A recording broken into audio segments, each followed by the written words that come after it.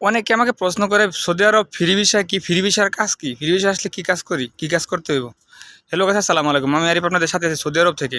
আজকে আপনাদের জানাবো ফ্রি ভিসা এবং ফ্রি ভিসার কাজ সম্পর্কে। আসলে ফ্রি ভিসা বলতে কী বুঝি আমরা, এটা আসলে আমার অনেকেই জানা নেই। ফ্রি ভিসা বলতে আসলে আমরা যা বুঝি, ফ্রি ভিসা বলতে কোনো ফ্রি ভিসা নাই।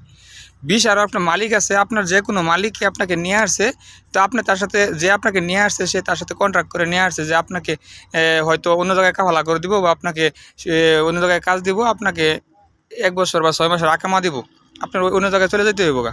বা আপনি যদি ইচ্ছা করে আপনার মালিককে যে আপনাকে সে রেখে দিবে, সেই কাজ করাবে, তাও করাতে পারবো।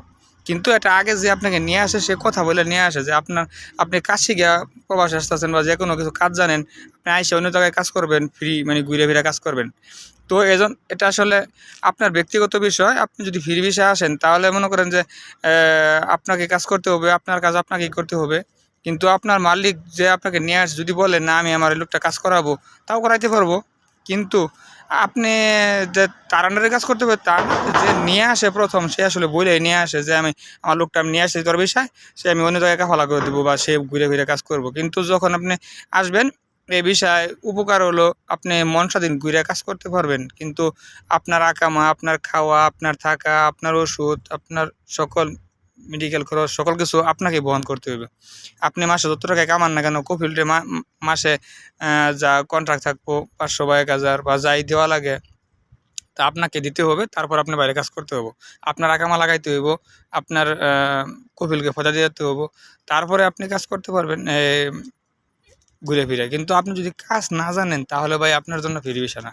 দুই চারটা কাজ জানিয়ে আসতে হবে, বা আপনার সকল পারদর্শী হইতে হবে কাজে, বা আপনাকে অবশ্যই ভাষা জানতে হবে। যদি আপনি ভাষা জানেন তাহলে আপনার জন্য বেটার হলো আপনি অন্য জায়গায় ঘুরে ফিরে কথা বলে কাজ করতে পারবেন। যদি আপনি ভাষা না জানেন বা কথা না বলতে পারেন বা কাজও না জানেন, তাহলে আসলে আপনার জন্য ফ্রি ভিসা না।